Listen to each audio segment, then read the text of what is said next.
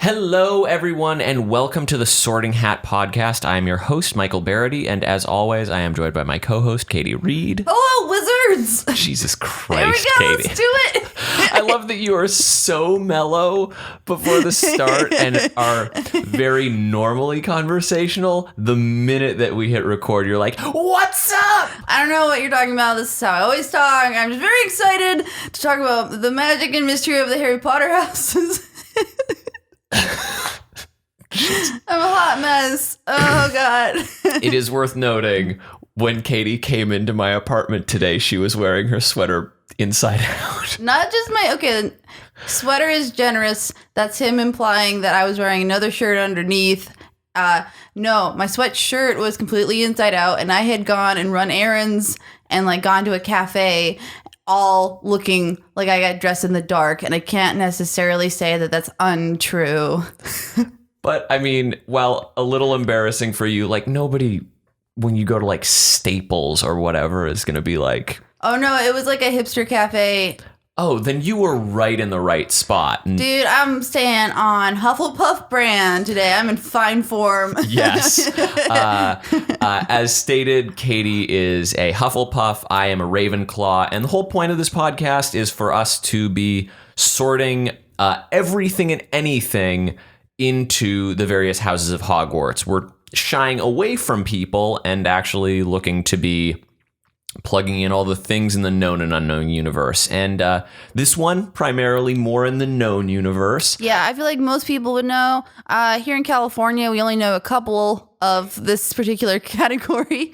Yeah, but we are doing seasons. There are 4 of them. Just out of curiosity, Katie, which is your favorite season? My favorite season is typically the weird amalgamation of fall and winter that we get here in California, because I hate sweating. That's fair.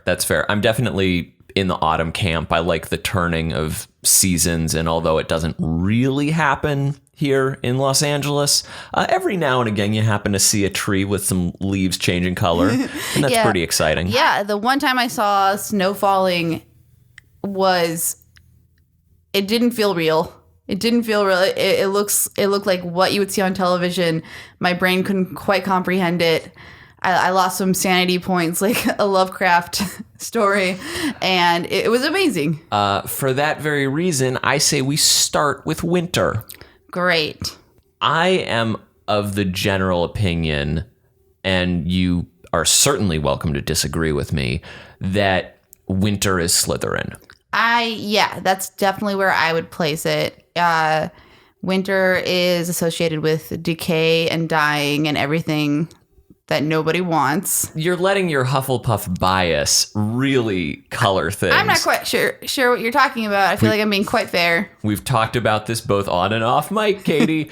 But I do think there's... Well, just going off of the Slytherin trait of purity, and snow actually holds a very pure aesthetic. Yeah, no, there's nothing whiter than snow. I wasn't going for that. Racial purity. Jesus. Okay. I'm just saying the Slytherins wanted to kill muggles. Oh, right. Just a fringe set of Slytherins. But it is something like the entire area has a frosty coat to it. The thing about winter is that while it can hold a lot of glamour and mystique, it also can bring with it very treacherous environments. It's dangerous. And I feel like danger is something that Slytherins never shy away from. This is true. Slytherins are actually known to be where... And I was doing a little bit of reading up on this, and we were discussing this a little before. There's a weird breakdown in the houses of who is drawn to what as far as knowledge goes. Ravenclaws are inquisitive, but danger averse. So they're more they like the facts, whereas Hufflepuffs are intrigued by mystery, but are more practical in their approach. We hate the unknown. I don't want to see magic. I feel like if I don't know where that card came from, how he got it in the envelope in the first place with my name on it, I just don't trust that. But Slytherins are known to be both pro-mystery and pro-danger. So right. And nothing is more dangerous than potential hypothermia. They're the person during like a Dungeons and Dragons campaign who'd be like, oh, this freaking loot. Yeah, I'm going to just search this without even worrying about it. Booby traps, not worried about it. Whereas I would probably be like, let's just leave this here, guys. Right. Moving from winter to spring, I think we'll just move through the seasons. What are you feeling on that? I will go ahead and claim spring for the Hufflepuffs. Really? Yeah, it's the most, it's the time of, let's see, animal births. It's very connected to nature in terms of like, baby animals being born, that sort of sense of family that Hufflepuffs are really connected to. See, I see summer more as a Hufflepuff based season. Not to say that both spring and summer cannot be Hufflepuff, right? But I'm thinking that spring is more Gryffindor in nature because it is a bold announcement of a turn of season, whereas all the other seasons I feel are like much more gradual in their development. But like when we're entering spring, like it is a like, oh, the temperature's shifting. It's like a more dramatic turn. I think seeing the sun peeking through and everything like that. Well, the reason why I would put the Hufflepuffs for spring in as opposed to the Gryffindors is because I see summer as the season for adventure. It's where it's like the most common coming of age time setting in a year. It's also another part of it's also another time of the year where you are likely to encounter more danger as far as the elements go. You have more harsh, sweltering heats. And I feel like that toes the line of Slytherins and Gryffindors actually being very much like in common. They're kind of like on polar ends of the sphere. And so looking at those sort of like polarities, I would say spring is Hufflepuff, autumn is Ravenclaw, winter is Slytherin, and summer is Gryffindor. We're jumping ahead with you making that claim that autumn is Ravenclaw. Although I don't necessarily disagree, but we'll get into that in a second. Okay, I can concede on both those points that you've made for both spring and summer. You've argued your points very well, Kate. Thank you. I came prepared, but not with my shirt on the right way. No. There's the part of me though. I don't necessarily pair like birth and Hufflepuff. Not necessarily birth, but like, I don't know. There's something about like the idea of like baby animals being born. A Hufflepuff is most likely to lose its mind about seeing a baby animal out of it if it came down to any of the four. There is a cozy nature that comes with a Hufflepuff, and spring does, I suppose, elicit a more cozy sense. Yeah, or like if anyone's likely to wear cute rain galoshes, it's probably a Hufflepuff. This is true. And it's, all the cherry blossoms blooming and nature coming out. Hufflepuff is very nature based. Lots of, I don't know. Wait, never mind. What were you going to say? It's like lots of delicious foods to eat, but that doesn't make any sense. That happens in autumn. Well, there are lots of delicious foods throughout as we've sort of passed the point of hunter-gatherership.